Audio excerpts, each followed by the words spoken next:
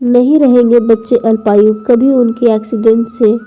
कभी या फिर अकाल मृत्यु उन्हें कभी नहीं हो सकता यदि आपने ये नियम फॉलो कर लिए तो और भगवान पे विश्वास रखा तो। चलिए जानते हैं कि बच्चे जन्म लेने के तुरंत ही क्यों हमें छोड़कर चले जाते हैं। कुछ बच्चे हमारे पास तो आते हैं परंतु हमारे पास रहने की बजाय बस हमें दर्द देकर चले जाते हैं, क्योंकि वे आते हैं और कुछ ही पल में हमें छोड़कर चले जाते हैं। तो पहला कारण यह है कि वह एक भगवान है, वो हमें आशीर्वाद देने आए,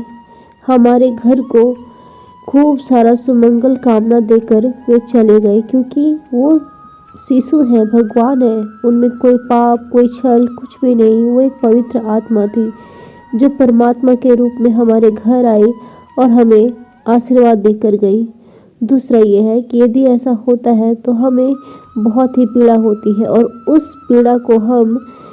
कई टाइम तक झेलते रहते हैं, यदि कहा जाए तो जीवन पर्यंत झेलते रहते हैं, उस दर्द पीड़ा में रहते हैं, तो इसे नरकगामी का दर्द कहा जा सकता है। तो यह दो चीज़ें, या तो आप इसे सुख में लो या दुख में लो, लेकिन हम इंसान हैं, हमारा इंसानी स्वभाव तो हमें दुखी ही करता है, हम इतने ऊपर सोच नहीं सकते। इसलिए इस पीड़ा से बचने के लिए मैं एक बात कहती हूँ जिसे आपने यदि माना तो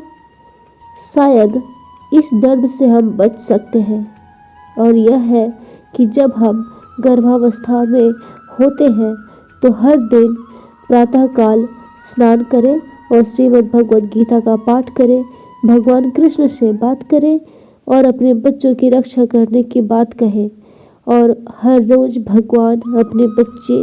और खुद से ये वादा करें कि सब कुछ सही है, हम तीनों एक साथ हैं और हमारा सब कुछ अच्छा होगा।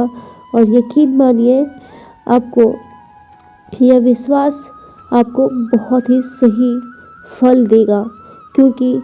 और कुछ ना तो सही हमारा विश्वास ही हमें ठीक रखता है, और यदि हमने भगवान पर विश्वास रखा है तो भगवान में असीम शक्तियाँ हैं, वह आपकी हर तरफ से रक्षा करेंगे और आप अपने स्वस्थ बच्चे को जन्म देंगे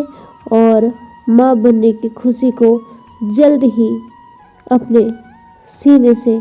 लगाकर रखेंगे,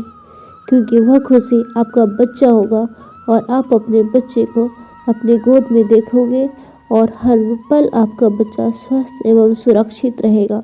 परंतु हाँ, भगवान पे विश्वास बनाए रखिए और श्रीमद् भगवद गीता का पाठ करते रहिए। जय श्री कृष्ण। राधे राधे।